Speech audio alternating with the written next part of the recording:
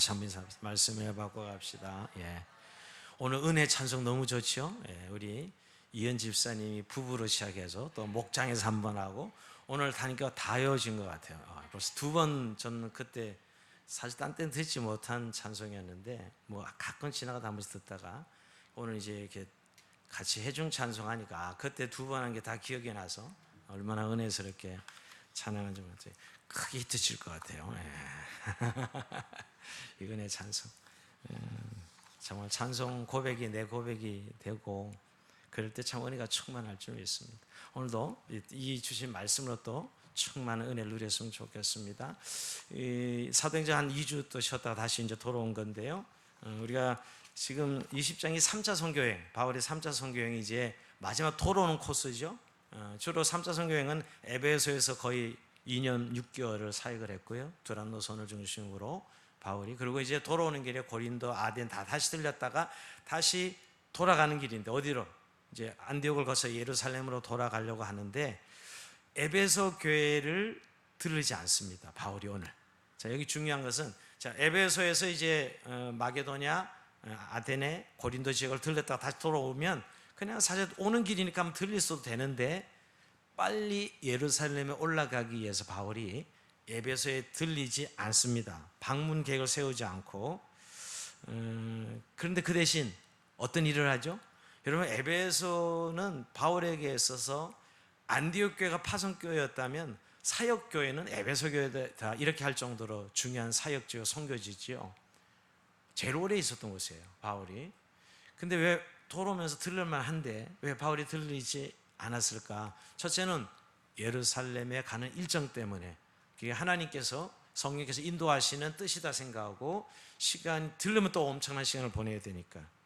그 대신 이제 다시 에베소에 들을 수 있는 기회가 없으려고 생각했기 때문에 에베소 교회 지도자들, 특히 장로들이죠, 만나서 이제 그들에게 권면할 필요를 느낍니다. 오늘 본문이 사실 27절까지 읽었는데 35절까지가 바울의 고별 설교예요. 우리가 흔히 제목을 붙일 때 대궐에서 밀레도에서 바울의 고별 설교 1, 다음 주가 2, 2입니다. 오늘 27절까지 읽었죠. 28절에서 35절까지가 다음 주 고별 설교 2입니다. 고별 설교 겸 권면이기도 합니다. 어떻게 했냐면, 여러분, 에베소와 밀레도가 50km 정도예요. 가까운 거리는 아니죠, 옛날에요. 그러니까 바울이 밀레도에 도착해가지고 연락을 넣어가지고 에베소 장로들을 밀레도 오게 한 거예요. 50km 교통편에서 오라 했겠죠. 자기가 가면 너무 시간이 많이 걸리니까. 근데 여기서 중요한 거, 이 당시 장로는 지금 장로가 아닙니다. 이 당시 장로는 지금의 목사라고 생각하면 돼요. 교육자들, 말씀을 가르치고 목양하는 사람들 장로라 그랬어요. 지금의 장로 제도의 장로가 아니라 초대교회 장로는 교육자죠. 바울이 교회를 개척하고 나서 이 장로들을 훈련시켜서 세우고 나서 떠난 거죠, 여러분. 그러니까 교회 목양하는 지도자들, 장로들을 불러서 지금 이제 고별 설교 겸 권면을 하고 있는 것이죠. 결국 오늘 내용, 이 설교를 한마디로 요약하면 바울 자신이 어떻게 하나님 앞에 사역했는가, 지난 사역을 피드백하고 회상하고, 그리고 어떤 태도로 일했는지를 이야기하면서 앞으로 이제 목양하는 이 장로들에게 권면하는 것은, 너희가 이렇게 교회를 목양해야 된다, 이렇게 교회를 지도하고 가르쳐야 된다라고 목양에 대한 권면을 하는 것이죠. 그리고 이제 마지막에 자신의 여정을 이야기해요. 자신이 앞으로 어떤 여정을 갈지에 대해서 이야기합니다. 여러분, 오늘 이 본문을 좀 여러분 대하면서 저는 이 사도행전 20장이 고별 설교, 예전에 여러 번 묵상하면서 참 많이 눈물도 흘린 그런 본문이기도 합니다. 너무나 익숙한 본문이기도 하고요. 특히 저 사역자의 길을 가면서 늘 바울과 같은 이런 사역자의 태도를 잊지 말아야 되겠다는 늘 그런 제 심령의 부흥을 일으킬 때 이 본문을 늘 묵상했던 본문이기도 해요. 근데 여러분, 그냥 바울이라는 지도자, 바울이라는 목회자는, 선교사는 이렇게 살았는 거에 대해서 우리가 그저 그 사람의 행적을 우리가 돌아보는 걸로 끝나지 말고요, 우리도 그가 걸어갔던 길을 다 걸어가는 왕같은 제사장들이요, 교회에서는 직분을 맡은 자들이요, 집에서는 엄마 아빠라는 리더십을 가진 부모요, 직장에 가서는 하나님 백성으로 살아가면서 바울만이 아니라 오늘 우리들도 이 길을 걸어가고 있는 그런 관점에서 한번 바울이 어떤 태도로 사역을 하였고 또 어떤 태도로 사명을 감당했는지 우리가 한번 살펴보면서 좀 내게 담겨지는, 또 우리의 가슴에 좀 하나님 불을 붙여주시는 그런 은혜의 말씀이 되었으면 좋겠습니다. 제가 아까 얘기했지만 오늘 두 부분은 아닌데 첫 번 부분을 그래서 원투로 나눴다는 거 18절 27절까지 오늘 읽었고요. 주로 이 부분은 뭐예요? 해상하는 겁니다. 지난날의 사역을 해상하는 거예요. 시키면 제가 요즘 말로 고치면 피드백이죠. 사역의 피드백. 내가 어떻게 사역을 했다. 그리고 다음 주가 28절에서 35절까지는 앞으로 미래에 내가 어떤 일을 할 것인가, 어떤 진로를 밟을 것인가에 대한 이야기를 하는 것입니다. 자, 오늘 18절에 보면 이렇게 말씀하죠. 오매 그들에게 말하되 아시아에 들어온 첫날부터 지금까지 내가 항상 여러분 가운데서 어떻게 행했는지를 여러분도 아는 바니. 증인들이 그죠? 밀레드의 장로들을 초청해서 지금 앞에 놓고 설교하고 있는데, 당신들이 내가 2년 6개월 동안 에베소에서 어떻게 살겠는지 당신들이 너무나 잘 알지 않느냐. 이 전제를 먼저 깔고 이야기하는 거죠. 당신들이 증인이라는 것입니다. 근데 여러분, 우리가 흔히 자기 사역의 피드백을 하면 자기 업적 자랑하고 뭐 결과를 자랑하고 내가 에베소교를 어떻게 목회해가지고 이렇게 몇 명으로 성장했고, 요즘 목회자들 같은 말이에요. 장로들 내가 이렇게 해가지고 교회가 성장하고 부흥하고 뭐 교회가 이렇게 좋아졌고, 이런 설교할 것 같잖아요, 그죠? 근데 또 요새도 흔히 그렇고 해서 실제로 목회자들 모이면 자기 뭐 교회가 옛날에 뭐 10명이 시작했는데 뭐 100명이 되었다. 또 뭐 그때는 뭐 예배당도 없었는데 예배당을 지었다. 뭐 솔직히 이런 이야기가 주종이에요. 뭐 그게 잘못된 것도 아니고 사실이지만, 그러나 오늘 바울은 그런 관점에서 오늘 이야기하지 않습니다. 오히려 사실 당신들이 나로부터 양육을 받고 오늘 장로로 세워져서 지금 이렇게 교회를 목양하게 되는데, 지난날 내가 2년 6개월 동안 에베소에서 어떻게 살겠는지 당신들이 잘 알지 않느냐 하면서 업적을 이야기하지 않고 자기가 어떤 태도로 어떤 자세로 일했는지에 대해서 언급합니다. 결과나 성과를 이야기하지 않고 내가 지난날 어떻게 어떤 자세로 어떤 태도로 일했는지, 오늘 이제 설교가 시작되죠. 자, 19절 같이 한번 읽어봅니다. 19절 시작. 곧 모든 겸손과 눈물이며 유대인의 관계로 말미암아 당한 시험을 참고 주를 섬긴 것과. 여기 먼저 첫 번째, 모든 겸손으로 주를 섬겼다는 거예요. 자, 겸손으로 주를 섬겼다. 자, 자신의 사역의 태도가 어떠했는가, 자세가 어떠했는가, 한마디로 겸손한 마음으로 주를 섬겼다는 것이에요. 여러분, 이거 아무것도 아닌 것 같지만 정말 우리가 사역하는 데 있어서 제일 중요한 것이 무엇인지를 바울은 알고 있었어요. 정말 겸손히 주를 섬겼다, 겸손히 양들을 섬겼다라고 고백하고 있는 것이죠. 사실 바울은 여러분 특별한 열심과 능력으로 복음을 전했던 위대한 사도였습니다. 사도였고요. 그가 수많은 사람들 영혼이 회개하고 구원을 받게 했으며 또 얼마나 많은 교회를 개척했습니까? 그리고 여러분, 바울이 사역하는 동안 엄청난 역사가, 기적이 일어났어요. 우리가 지금까지 봐왔잖아요. 어떻게 보면 교만할 만해요. 사실 사역자로서는. 아니, 교만할 만하던 게 자랑할 만하죠, 여러분. 정말 하나님이 함께 하셔서 엄청난 일들을 이루었잖아요. 근데 여러분, 절대 교만하지 않았다는 거예요, 바울은. 이렇게 위대한 주님의 일을 했어도 겸손하게 섬기는 것, 그것은 변함이 없는 바울의 사역의 자세였다는 것이죠.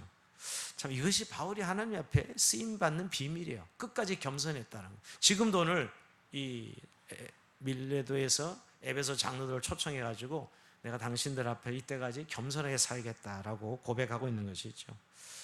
여러분, 우리가 겸손이라는 자세는 우리 그리스도의 인격 중에 가장, 예수님의 어떤 성품 중에 가장 중요한 요소예요. 그가 겸손하게 하나님의 아들의 지위를 박차고 이 땅에 우리와 같은 인간의 몸을 오셔서 죽기까지 복종하신 것은 그의 겸손에 기초하는 거죠. 예수님의 성품 중에 겸손이에요.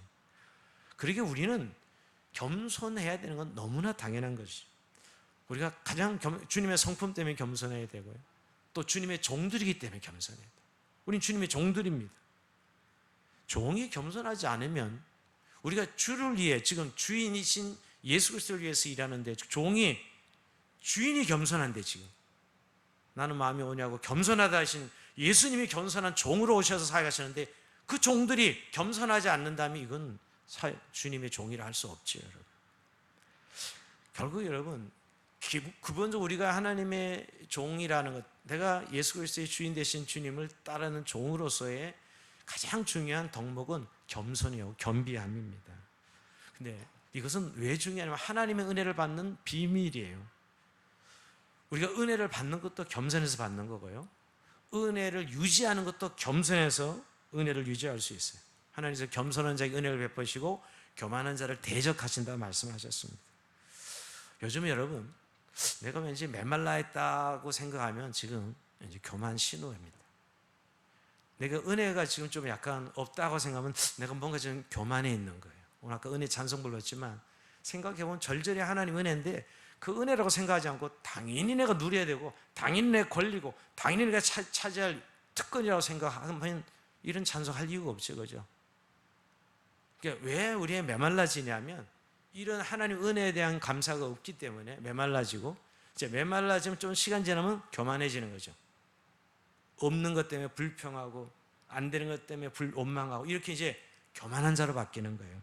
우리가 교만하다 그러면 목이 뻣뻣 힘주고 이런 사람을 생각하는데 그건 눈에 드러나는 인간적 교만이고요. 하나님 앞에 근본적으로 은혜를 누리는 사람은 교만할 수가 없어요. 은혜는 우리가 하나님의 겸손은 하나님의 은혜를 누리는 가장 중요한 열쇠라는 사실이죠. 사실 여러분, 우리가 요즘 시대 정신이 지 잘난 맛에 사는 것이 시대 정신이에요. 그게 뭐죠? 교만입니다.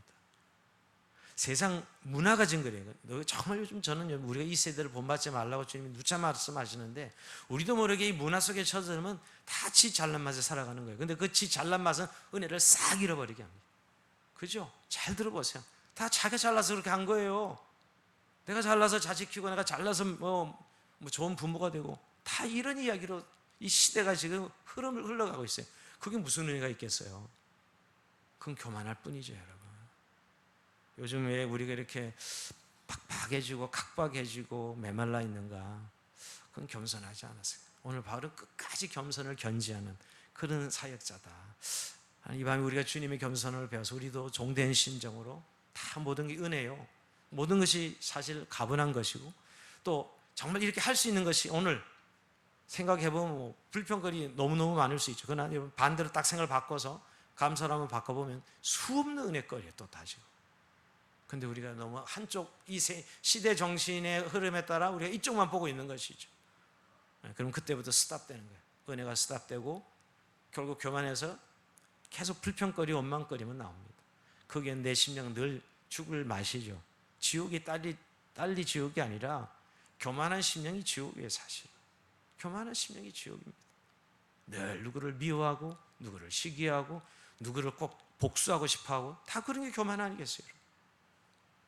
그러나 주님이 죽기까지 복종하신 주님의 겸손함을 가지는 마음이라면 다 감사하고 내려놓을 수 있고 포기할 수 있고 이게 은혜죠. 이게 겸손에서 나오는 거예요. 오늘 바울이 사역하면서 가장 중요시했더니 첫 번째가 겸손이었다라고, 겸비한 사역자였다는 거예요. 주님, 우리에게 겸손함을 주시옵소서. 오늘도 이렇게 기도하는 은혜가 있기를 원합니다. 자, 두 번째 이제 오늘 모든 겸손과 그다음에 눈물이며 그랬습니다. 바울은 눈물로 섬겼다는 거예요. 눈물로 복음을 전했다는 거예요. 자, 이것은 눈물로 우선 참 바울 안에는 동정심을 엿보게 되는데 불쌍한 사람을 볼 때, 죄인들을 볼 때, 회개하지 않는 사람들 볼 때 바울은 눈물을 흘렸다는 것이, 바울은 그들을 불쌍히 여겼다는 것이에요. 여러분, 근데 주님도 여러분 이 세상 사실 때 불쌍히 여기셨다, 궁휼히 여기셨다, 이게 주님의 가졌던 시각이에요. 궁휼히 불쌍히 여기시는 거예요. 바울은 그대로 그 주님의 마음으로 사람들을 궁휼히 여김으로 그 궁휼함 속에 눈물이 있었던 것이죠. 여러분, 예수님이 눈물을 많이 흘리셨어요. 사람들을 보고, 유리방황하는 죄인들을 보면서, 사람들을 보면서 얼마나 주님 눈물을 흘리셨습니까? 그런 마음을 지금 바울도 동일하게 담고 있는 것이죠. 그런 영혼을 향한 마음, 사람들을 바라보는 마음이죠. 여러분, 사람들을 바라볼 때 그런 막 이 아픔이 있어요? 눈물이 있습니까? 오늘 바울이 그 눈물을 이야기하는 거예요. 또 한 가지 눈물을 흘리며 사겠다는 건요, 정말 바울이 기도를 많이 했다는 것이에요.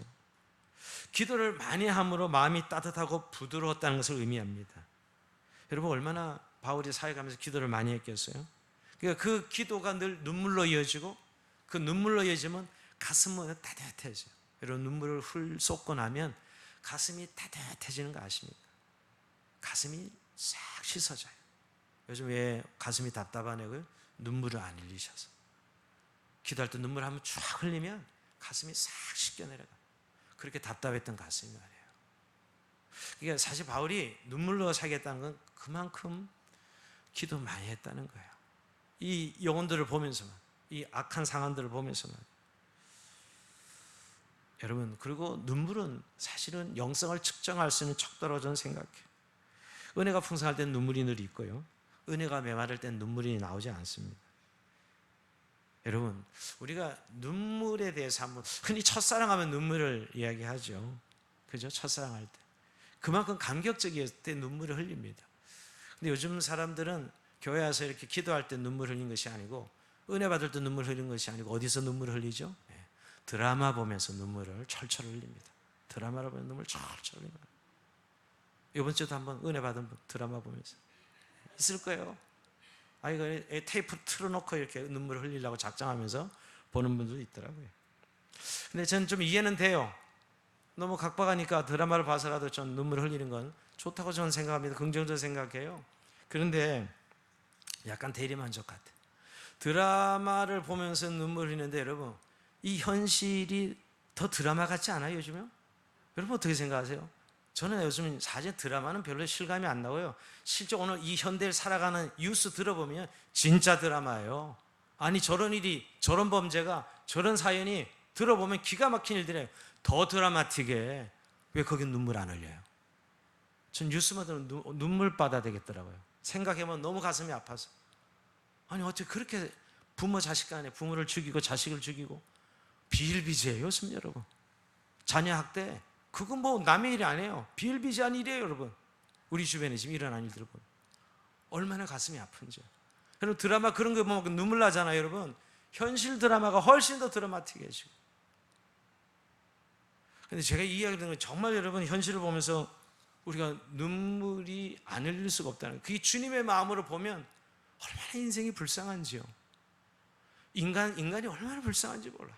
저는 이 전달이 되는지 모르지만, 그 찬 어떤 상황 때문에 그 인생이 얼마나 가슴 아픈지 말이에요. 너무너무 불쌍해요. 또 그런 게 아니라 또 신앙생활 하면서도 참 우리가 예수 믿고 구원받은 하나님의 백성인데 여러 가지 일들을 당하는 거 보면, 여러분, 물론 단순히 고난 때문에 제가 아파서 눈물을 흘리기도 하지만, 그럴 수밖에 없는 그런 인생의 그 안타까움들이 있잖아요. 그렇게 할 수밖에 없는, 너무너무 안타까워서 눈물을 흘립니다. 여러분, 좀 하나님의 은혜의 관점에서 살아가면 눈물이 있을 수밖에 없어요. 그냥 감정적인 그런 자기 연민에 젖은 눈물 말고요. 자기 연민에 젖은 눈물 말고, 하나님의 관점에서 보면 우리가 하나님의 나라와 하나님의 백성으로 살아가는데 얼마나 우리가 영광스러워요. 근데 실제 현실은 참 그렇지 않습니다. 저는 사실 늘 하나님 앞에 제 자신과 이웃들 위해서 기도할 때마다, 우리가 하나님의 백성입니다. 하나님, 적어도 주님이 내 안에 계시고, 주님이 내 안에 계시고 주님과 함께 살아가는 이 하나님 백성으로 살아가는데 왜 이렇게 아픈지요? 사실은 이런 기도 늘 합니다. 늘. 그리고 오늘 이 눈물로 주를 섬겼다는 거, 여러분, 요즘 눈물이 없는 교회, 눈물이 없는 기도, 요즘 교회의 특징인 거 아시죠? 제가 20대, 30대 한국교회는요, 기도 시간 딱 들어가면 다 울기 시작했어요. 기본적으로 한 10%에서 20% 권사님들은 울기부터 시작하셨다. 그게 기본적 한국교회 모습이었어요. 금요 철회하면 2부 순서 기도에 들어가면 전부 난리 납니다. 그게 제가 20대 때 봤던 한국교회 모습이에요. 근데 지금 한국교회는 그런 모습이 다 없어졌어요. 사실은 그만큼 우리가 바뀌어진 한국에서 살아가고 있다는, 그만큼 어떤 정적인 요소가 없어졌다는 거예요. 없어졌다는 것이죠. 너무 각박해요. 살아가는 생각도 하기도 너무 힘겨운 거예요. 충분히 전 이해가 가요. 근데 여러분, 그런 것을 우리가 하나님의 은혜로 살아가는 백성이라면, 우리가 다시 한번 은혜의 관점에서 기도를 올려드리고 영혼을 보면서 우리가 눈물을 회복해야 돼요. 그리고 눈물을 흘려 아까 가슴이 씻겨지는 거예요. 가슴이 따뜻해지는 거예요. 눈물이 흘리지 않는 사람은 가슴이 찹니다. 요즘 왜 힘들어요? 사람들을 만나면 따뜻한 사람 만나기 쉽지 않아요. 전부 분노에 찬 사람 만나고, 전부 화난 사람들 만나는 거예요. 내 인생 왜 이렇게 됐나? 근데 여러분, 정말 그리스도 안에서 주님의 사랑을 누리며 사는 사람들 가슴 따뜻해요. 눈물 흘린 사람들의 가슴 따뜻해요. 저 따뜻한 가슴이 있는 그런 교회, 그런 성도가 있을 때 여러분 사람들이 와서 위로받고 힘을 얻지 않겠어요? 오늘 바울은 눈물 있는 사역을 했습니다. 자, 세 번째, 여러분, 오늘 모든 겸손과 눈물이며 유대인의 관계로 말미암아 당한 시험을 참고 주를 섬긴 것과, 자, 인내하며 섬겼다는 거예요. 인내하며. 자, 특별히 오늘 꼭 집어 이야기하죠. 뭘 참았어요? 유대인의 관계로 말미암아 당한 시험을 이야기합니다. 이건 정말 바울의 사역에 있어서 빼놓을 수 없는 바울의 시험이죠. 가는 곳마다 유대인들이 핍박했어요. 한 군데도 예가 없었어요. 바울이 가는 곳마다 유대인들이 나타나서 바울을 힘들게 했습니다. 근데 어떤 이야기? 그 시험을 주는 유대인들 때문에 뭐예요? 바울의 마음이 완악해지지 않았다는 거예요. 만약 완악해졌다면 어떻게 했겠어요? 그래, 두고 보자. 너희들 내가 복수 안 돼. 너 죽여버린다. 너 나 죽이려 했지. 이게 복수하는 마음이죠, 여러분. 이건 인내한 게 아니죠. 뭘 얘기하면 오늘 이 완악한 마음, 완악해지지 않고 그것을 인내했다는 거예요. 이걸 좀 다른 말로 바꿔요, 여러분. 정말 악을 악으로 갚지 않고 선으로 갚았다는, 이게 인내입니다. 여러분 잘 생각해 보세요. 우리가 지금까지 살펴봤으니까 이고니에서 바울이 유대인 돌에 맞아 죽었죠. 죽다 살아났죠, 여러분. 데살로니가에서 유대인들 깡패들 동원해 가서 바울이 핍박받았죠. 바울이 피해서 베레아로 갔을 때 그 국어까지 쫓아서 무리로 선동해 바울을 대적하고, 고린도에 갔을 때는 이 갈리오 신인 총독이 된 것을 기회로 삼아서 바울을 고소하고, 가는 곳마다 유대인들과 싸웁니다. 근데 바울은 정면으로 유대인들과 싸울 만한 억울하고 답답해서, 바울이 옳았잖아요, 여러분. 이유 없이 당한 거잖아요. 근데 너희들 왜 나를 왜 괴롭히는 거야? 하고 나설 수 있는 사람이었거든. 너무 억울하잖아요, 여러분. 근데 그러지 않았다는 거예요. 인내하고 참았다는 거지, 그것을. 자기를 향해 오해하고 중상모략하는 사람들에게 하나님께서 주신 마음을 유지했다는 거예요. 근데 이런 게 쉽지 않습니다. 여러분, 억울한 일을 당할 때 그 사람이 복수하고 싶은 마음이 생기는 거잖아요. 근데 그렇지 않고 하나님 앞에 가져나가서 결국 악을 악으로 갚지 않고 선으로 인내하고 견뎠다는 것이죠. 그러니까 이게 참 하나님 앞에서 늘 이렇게 은혜를 누리지 않았더라면 바울은 이 시험을 참아낼 수가 없었습니다. 여러분, 저도 이 부분 묵상하면서는 내가 억울한 일을 당할 때 욕을 해버리고 그냥 대받아치고 사람을 저주해버리고, 이러면 간단해요. 근데 좀 시원해지죠. 그죠? 내가 왜 옳았기 때문에, 누가 봐도 내가 옳았기 때문에. 근데 오늘 그것은 신앙 안에서 보면 지는 거예요. 패배하는 거예요. 우리가 좀 시원해질지 모르지만 그건 패배하는 거예요. 오늘 바울은 그 유대인의 관계를 참았다, 인내했다는 거예요. 결국 그것은 끝까지 하나님을 견지하며 살아가는 것이죠. 여러분, 사람들이 뭘 당하면 그걸 감정을 담아서 결국 계속 쌓아 만드는 것이죠. 언젠가는 그게 터져 나옵니다. 어떤 형태로든지, 여러분, 어떤 형태로든지 나타납니다. 복수 안 할 것 같아요? 그럼 부부관계도 똑같습니다. 부모 자녀 관계도 똑같고요, 여러분. 다를 것 같죠? 똑같아요. 형태만 좀 다를 뿐이죠. 정말 이것이 인내, 참았다는 것은 주님 앞에 나와서 해결받는 거예요. 주님과 나와의 관계에서 해결이 돼야 그 원수의 갚은 마음이 사라지고 내려놓게 되는 것이죠. 요즘 현대인들은 그냥 참지 말고 갚아라. 요새 심리학자들 이야기도 그래요. 그러면 너무 병된다. 그냥 터트려서 너도 당당하게 할 말을 해라. 이렇게 해결하는 사람 많죠. 저는 저는 이해는 돼요. 그 의미가. 감정이 누르면 그것은 병되는 거 맞습니다. 근데 여러분, 우리는 하나님 백성이잖아요. 오늘 바울이 이렇게 갈 수 있었던 것은 하나님 앞에 나와서 그것을 하나님께서 쏟아내므로 인내할 수 있었단 말이에요. 정말 하나님께서 말씀은 너가 악을 악으로 갚지 말고 선으로 악을 이기라 하는 말씀, 그거예요. 그러니까 가능했던 것이죠. 여러분, 이런 그리스도인이 정말 필요해요. 하나님께서 정말 이 시대에 하나님의 백성을 사용하시길 원하시는데, 이런 시험을 참은 것, 이렇게 인내할 수 있는 사역자를 찾고 계세요. 요즘 왜 교회 리더가 없다고 말할까요? 열린 많은 신자들은 수두룩합니다. 근데 왜 리더가 없다 그러죠? 이렇게 주를 위한 시험을 참는 사람이 없는 거예요. 못 참아. 이것도 시대 정신이거든요. 내가 왜 참아? 들어서는 안 해. 이러고 그냥 끝내버리는 거죠, 여러분. 우리가 참 하나님 앞에서 섬긴다는 의미를 잘 우리가 생각해봐야 됩니다. 섬김이 뭘 드러내는 게 섬김입니까? 나 이 정도 되는 사람이야, 아르진이네, 이러려고 섬기냐고요. 아니요. 주님 때문에 섬기는 거잖아요. 주님이 우리에게 섬기라 하셔서. 그렇다면 오늘 하다 보면 억울한 일 당하고, 하다 보면 불합리하고, 하다 보면 좀 이건 내 마음에 안 들고, 이건 너무너무 당연한 거죠. 그럴 때 오늘 이 바울처럼 악으로 갚지 말고 주님 앞에 나서 호소하고 토로하면서 인내하는 것입니다. 여러분, 많은 사람들이 인내하지 못해서 믿음 생활을 포기하고 있습니다. 지금 시대는 믿음 생활을 포기하고 그냥 안 하는 걸로 해결합니다. 뭐 크리스찬이고 동그라미는 하지만 실제 신앙생활을 스탑하는 사람 많이 봅니다. 왜? 이제는 안 참고 살아. 이제 못 참아. 이런 사람들 너무 많아지고 있어요. 시대가 부추기고 있거든요. 참지 마, 너. 참지 마. 그냥 들이받아. 요새 시대 정신이 이거예요. 그래서 부부관계도 깨지고 교우관계도 깨지고 다 그럽니다. 지금. 정말 마귀들이 요즘 현대인들의 이 악을 가지고 움직이는 시대에 살고 있어요. 우리는 그런 사람들이 아닙니다. 그리스도인들은 성령의 통치와 지배를 받는 사람은 그런 시험이 왔을 때 주님 앞에서 해결해야죠. 주님의 도우심, 주의 인도하심으로 말입니다. 그리고 이제 네 번째, 오늘 20절 같이 읽어봅니다. 20절 시작. 유익한 것은 무엇인지 공중 앞에서나 각 집에서나 꺼리낌 없이 여러분에게 전하여 가르치고. 자, 오늘 꺼리낌 없이 복음을 전하였다. 이제 아까가 세 가지가 겸손, 눈물, 인내였다면 이제 꺼리낌 없이 복음을 전했다.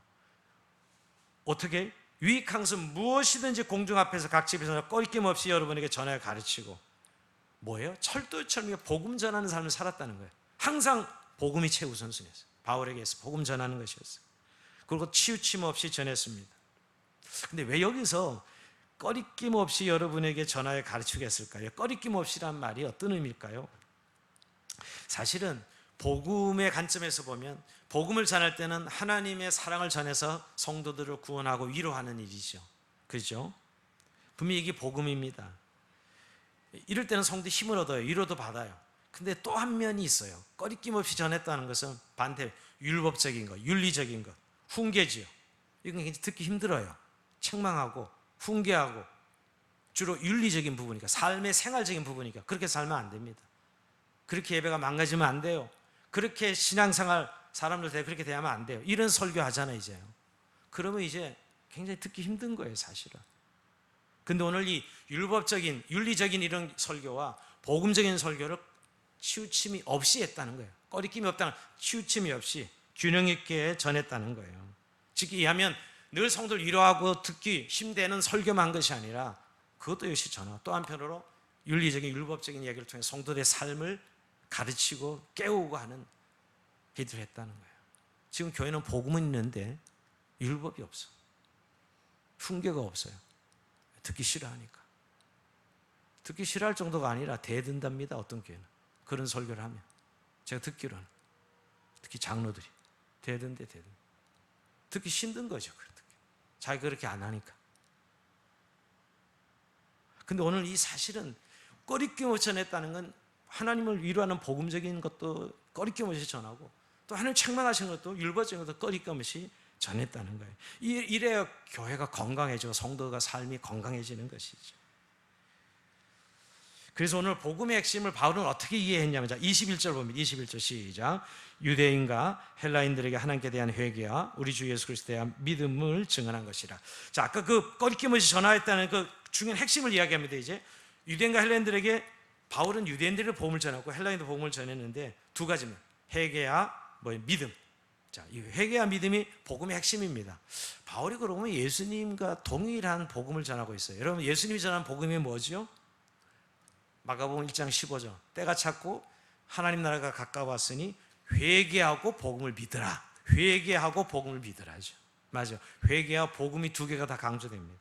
자, 여기서도 여러분, 우리가 복음 전할 때 회개는 이야기 안 하고 복음만 이야기합니다. 하나님 당신을 사랑하십니다. 너무 좋죠, 여러분. 사랑한다는 싫어할 사람 어디 있어요? 근데 주님께 돌아오려면 회개 턴해야 돼요. 그죠? 회개가 있어야 돼요. 근데 여러분, 회개할 마음이 없는 사람에게 아무리 하나님 믿으라 그래도 그건 믿는 게 아닙니다, 사실은. 물론 한쪽 복음이라도 전해져야죠. 하나님 사랑한다는 것도 전해야죠. 그러나 그분이 정말 예수님을 영접한다는 말은 내 삶에 대한 턴하겠다는 자각, 즉 회개해야 돼요. 바울이 오늘 두 가지 다 이야기하는 겁니다. 오늘 회개에 대한 것과 예수에 대한 믿음에 관한 것을 두 가지를 다 이야기하는 거예요. 복음의 핵심이에요. 아까도 오늘 근데 여러분 복음은 있는데 회개가 없는 것이죠. 여러분 오늘 우리가 복음을 이야기할 때 회개의 요소가 없이 복음이 복음되지 않습니다. 여러분 우리가 본전이 나는 그냥 원래 이런 자리에 있었는데 내가 천국 가게 됐으니까 천국은 본전이라고 생각하니까 예수 믿고 뭐가 좋아져야만 이 사람은 진짜 예수 믿는 거예요. 우리가 예수 믿기 전에 어떤 상태죠? 죄인으로 지옥 갈 백성이었는데 완전히 죄와 사망 가운데 그거 별로 거기에서 회개하고 돌이키는 것을 생각 안 하고 안 믿었기 때문에 별로 이런 개념이 없는 거예요. 그냥 복 받으면 되고 잘 되면 되고 그 정도가 신앙이라고 생각하는 것이죠. 오늘 회개에 대한 회개하고 그다음에 믿음을 이야기하는 이유가 바로 그 때문이죠. 여러분 그런 관점에서 바울이 복음을 전했다 하면서 이런 태도를 한번 보세요. 26절 봅니다. 26절 좀 점프해서 26절 같이 한번 읽어봅니다. 시작. 그러므로 오늘 여러분에게 증언하거니와 모든 사람의 피에 대해 내가 깨끗하니 그 다음 시작. 이는 내가 꺼리지 않고 하나님의 뜻을 다 여러분에게 전하였습니다. 아멘.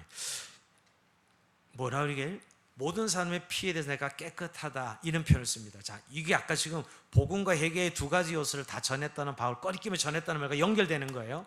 자, 이 말씀은 어디에 기초를 하고 있냐면 에스겔서 36장으로 가보면 여러분 이런 말씀이 있어요. 에스겔 36장에 나팔수가 외쳐야 되는데 외치지 않아서 그 사람이 못 들었어. 여러분 전쟁 날 때 나팔수가 나팔을 불어서 전쟁을 하고 그래서 전쟁 나가는데 만약에 못 들었으면 그 사람 전쟁에 못 나가죠. 소리가 들렸어야지.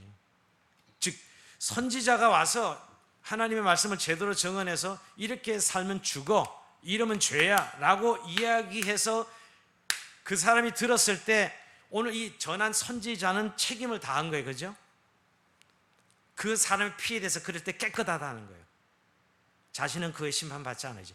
그래서 만약에 그 사람이 그렇게 말씀을 들었는데도 그렇게 살지 않아서 심판을 받는 것은 이 선지자의 책임이 아니야. 그런데 만약에 선지자가 전하지 않아가지고 그 사람이 그런 심판을 받으면 누가 그 피에 책임을 지는 거예요? 선지자가 전하지 않았기 때문에. 그런 관점에서 바울이 내가 모든 사람의 피에 깨끗하다고 말하는 거예요. 그러니까 하나님께 내게 주신 복음은 내가 가감없이 모든 사람이 다 전하였다는 거예요. 나는 그 피에 대해서 깨끗하다라고 고백하고 있는 것이 뭐예요? 하나님께 주신 사명을 다 했다는 거예요. 하나님께 주신 말씀을 다 가감없이 전했다는 것이죠. 두 가지인 것 같아요. 복음 전할 때 기회를 놓치지 않고 다 전했다는 의미가 있고, 또 하나는 사람들에게 눈치 보지 않고 정말 좋은 말도 전했지만 듣기 싫은 말씀도 전했다는 거예요. 이게 바울의 복음 전도자의 자세입니다. 근데 요즘 전 목사로서 고민이 사실은 늘 설교를 할 때마다 고민합니다. 정말 내가 성도들이 눈치 안 보고 정말 하나님께서 전하는 복음을 전하는가 늘 돌아봅니다. 오늘 이 시대 속에 쉽지 않아요. 사람들이 얼마나 민감한데요. 듣기 싫은 소리. 자기 영혼에는 좋을지 모르지만 좋은 거죠, 사실은. 그러나 우선 듣는 건 너무 힘들어요. 그럴 때 정말 제대로 하나님 말씀을 전하는 거예요. 요즘은 하나님 말씀의 기준은 온데간데 사라지고 내가 하는 게 기준이 되는 시대예요. 여러분 오늘 우리가 살아가는 시대를 한번 잘 보셔야 됩니다. 그러면 예전에 우리 선배들이 그렇게 살았던 건 다 선배들이 괜하게 그렇게 사는 것 같아요? 선배들이 얼마나 여러분 신앙 때문에 고생하고 왕따 당하기도 하고 또 얼마나 많은 자기 손해도 보고 말이에요. 그랬던 선배 신앙생활을 했었어요 다. 오늘 이런 이유로 저런 이유로 그걸 하나씩 다 경계를 무너뜨리겠어요. 오늘 교회 시대는 예배도 그렇고 성균도 그렇고. 근데 그런 부분들이 정말 목사로서 이렇게 기도를 해보면요 눈물 나요. 눈물 나. 정말 이런 걸 건면해야 되는데 뭐냐면 내가 만약에 그 사람들 듣지 못해서 만약 그 사람이 그렇게 안 살았으면 내가 너한테 핏값을 찾을 것이다 라는 거예요. 쉽게 얘기하면. 그렇게 자기는 가감 없이 꺼리낌 없이 다 사람들에게 복음을 전했다라고 이야기하는 것이죠. 그런 의미에서 여러분, 말씀을 전해서 들을 때 섭섭하네, 누가 어떤 분을 뭐 까네 이런 의미 저한테 와 찾아와서 설교 가지고 나를 깝니다 이런 사람도 이야기하더라고요. 참 목사가 할 일이 없어서 그 한 사람 놓고 깔려고 설교하겠어요. 근데 그렇게 얘기하는 사람도 있더라고요. 근데 참 그런 얘기를 듣다 보면 하나님 말씀 들으려고 우리가 설교를 듣는 건지, 아니면 내 귀에 좋은 이야기 듣고 싶어서. 내 귀에 좋은 이야기는 굳이 교회에서 들을 필요 없습니다. 유튜브 가면 좋은 이야기가 한두 가지가 아닙니다. 또 친한 사람은 밥 사주면요 좋은 이야기 확 해줍니다. 밥만 사주면 좋아가지고. 그런 데 가서 좋은 이야기 듣고. 정말 성경을 읽고, 우리가 성경을 하나님 말씀을 읽는데 하나님 말씀이 좋은 거 우리 이루해 주시죠. 그러나 여러분, 우리가 그렇게 살지 못할 때는 얼마나 폐부를 찌르는 말씀이에요. 그죠? 아주 듣기도 싫고 탁 돌아서고 싶지 않습니까? 그래도 들어서 우리가 그렇게 하나님 뜻대로 살 때 우리 영혼이 살고 우리 심령이 사는 거예요. 오늘 바울이 이 복음 전하는 자세를 다시 한번 우리는 주님이 기뻐하신 대로 복음을 전하는 그런 복음 전도자들인가 하는 것이, 바로 그렇게 사람들과 관계를, 복음의 관계를 가졌다는 사실을 말씀하고 있습니다. 자, 이제 마지막 5번째인데요. 이제 결국 바울이 오늘 이제 이런 자세로 하면서 자신의 이제 계획을 이야기합니다. 22절. 자, 22절 어떤 계획을 이야기합니까? 자, 22절 보면 같이 읽어봅니다. 시작. 보라, 이제 나는 성령에 매여 예루살렘으로 가는데 거기서 모든 일을 당하는지 알지 못하노라. 자, 여기 예루살렘에 가는 것이라고 이야기하면서 여러분, 무슨 일을 당하는지 모른대요. 약간 좀 표현이 이상하지 않습니까? 예루살렘에 가는 것은 자기 뜻이 아니라 성령의 강건하신 인도하심을 따르는 것인데, 근데 성령의 뜻에 따라 간다면 무슨 일이 일어날지 알아야 되잖아요. 근데 모른다는 거예요. 오히려 어떻게 생각하세요? 오히려 아는 것이 있다면 환난과 결박이 나를 기다리고 있다 이거만 알고 있어. 그런데 주저하지 않고 예루살렘에 가겠다는 거예요. 여러분, 이 말씀 어떻게 생각하세요? 아니, 성령에 사로잡혀서 가는데 잘 모른다고 표현하고 있어요. 우린 자꾸 성령에 뭔가 사로잡힘을 알아야 된다고 생각하잖아요. 귀신처럼 귀신같이 알아내는 거, 이게 성령에 사로잡혔다고 생각하지 않습니까? 몰라요. 근데 가서 환난과 고난 당할 것은 이미 알고 있어요. 이미 성경에서 가르쳐 주신 것이죠. 여러분, 우리가 성령에 사로잡히는 것은 하나님 내용을 아는 데 있는 것이 아니라 하나님의 뜻에 순종하는 데 있다는 거예요. 순종하는 것이지 내가 뭘 알아서 알면 가겠어요? 가지도 않을 거예요 아마. 그러나 환난과 결박이 기다리는 건 알고 있었어요. 우리가 너무 성령님의 인도를 너무 어떤 세상적인 어떤 이 내비게이션처럼 혹시 그렇게 이해하지는 않습니까? 정보를 다 알아가지고 가는 것처럼. 아니요, 정보 거의 몰라요. 갈 때, 우리를 떠날 때도 그렇고 하나님 명령할 때는 정보 거의 주지 않습니다. 가라죠, 가라. 그럴 때 성령이 강건하시니까 가는 거죠. 사명이니까 가는 거지.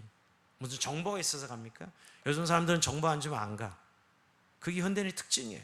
그러니까 하나님도 요새는 정보를 좀 주셔야 될 것 같은데 제가 그러겠습니다. 정보 안 주면 안 가려고 저 떼쓰고 있는데요, 하나님. 그게 오늘 우리 현대인들의 지금 사실은 삶의 태도예요, 사실. 그런데 바울은 오늘 환난과 결박이 기다린다면 어떤 핑계를 대서도 안 가야 되지 않습니까? 에베소 교회가 좋사오니 내가 여기서 몸을 계속 사역하겠습니다. 이래야 될 것 같은데 왜 예루살렘에 간다는 거예요? 이유는 한 가지, 하나님 주신 비전이죠. 로마에 가서 내 복음을 전하여야 하리라. 로마까지 가야 되리라. 주님께서 밤중에 나타나 비전을 주셨잖아요. 이 비전 하나 때문에 예루살렘 갔다가 빨리 로마 가야 되는 거거든요. 그 비전 때문에, 결국 그 사명 때문에 바울은 예루살렘 빨리 가야 된다고 이야기해요. 기다린 것이 환난과 결박이 있다 하지만 환난을 각오하고 간다는 것이죠. 피하지 않았습니다. 감당할 각오가 있었던 것이죠. 자, 23절 24절 같이 읽어봅니다. 시작. 오직 성령이 각성에서 내게 증언하여 결박갈린 나를 기다린다 하시나 내가 달려갈 길과 주 예수께 받은 사명 곧 하나님의 은혜의 복음을 증언하는 일을 마치려 하면은 나의 생명조차 조금 더 귀한 것으로 여기지 아니하노라. 아멘. 예, 바울이 받은 사명이 이제 결국 그를 이렇게 만들고 있다는 걸 이제 고백하고 있습니다. 바울이 받은 사명은 하나님의 은혜의 복음을 증언하는, 즉 하나님의 은혜의 복음을 증언하는 일이 그의 사명인데, 환난과 결박이 기다린다 해도 이 은혜의 복음을 전하는 일을 멈출 수 없다는 것입니다. 자, 이것은 물론 로마에 대한 비전 때문인데요, 여러분. 로마까지 가야 된다는 것입니다. 결국 뭐 때문에 바울이 이렇게 가야 되는 거예요? 이유가 뭐예요? 사명입니다. 사명. 오늘 바울은 사명을 세 가지로 표현했습니다. 달려갈 길이 사명이요, 주 예수께 받은 게 사명이요, 생명조차 귀한 여기지 아니한 것이 사명. 이 세 가지로 표현하고 자신의 사명, 달려가는 것이고 주 예수께 받은 것이고 생명조차 귀한 것을 여기지 아니한 것이. 결국 하나님 은혜의 복음을 증언하는 일인데 왜 이것이 그에겐 너무너무 중요한 사명이었느냐? 이 복음은 모든 믿는 자에게 구원을 주시는 하나님의 능력이라고 바울에게 하나님께 말씀하셨고, 반드시 내가 이 은혜의 복음을 전해야 되는 사명을 받았기 때문이죠. 결국 이 사명이 그로 하여금 환난과 결박이 길한다 하지만 포기할 수 없고 그 길을 가야 된다는 것이에요. 여러분, 이 세상에 가장 귀중한 게 뭘까요? 생명 아닙니까? 생명보다 더 귀한 거 있어요? 여러분, 우리가 생명보다 더 귀할 수는 없어요. 근데 오늘 적어도 그리스도인에게는 생명보다 더 귀한 것이 있는데 그것이 사명이라는 것입니다. 여러분, 우리에게 생명이 너무너무 소중하지만 생명보다 더 귀중한 가치는 없죠. 그러나 그리스도인에게는 사명이 없다면 그 생명을 헛것이라는 거예요. 우리에게 하나님 주신 생명이 귀한 것은 바로 이 사명 때문에, 우리에게 주신 생명이 가장 소중한 것은 이 사명 때문이에요. 우리를 구원하셔서 하나님이 그 구원에서 멈추지 않고 우리를 이 땅의 사명적 존재로 보내시고 이 땅에 남겨두셨잖아요. 우리를 하늘나라 부르실 때까지 말이에요. 그리고 오늘 바울이 이 생명조차 내가 귀한 것을 여기지 아니하노라, 적어도 로마에 가서 복음을 전하는 일을 내가 마치려 하면은 환난과 결박이 기다리지만 죽을지도 모르지만 내가 가야 된다라고 고백하는 것이죠. 여러분, 그렇습니다. 여러분은 사명을 어떻게 생각하세요? 바울은 사명자였으니까 흔히 뭐 옛날 금요 철학하면 누군 사명자고 누군 또, 그래서 그런 이야기 들으면 누군 뭐 비사명자가 있나? 맨날 내가 그래 속으로. 누구는 예수 믿는 사람 비사명자가 있냐고. 없어요. 다 사명자지.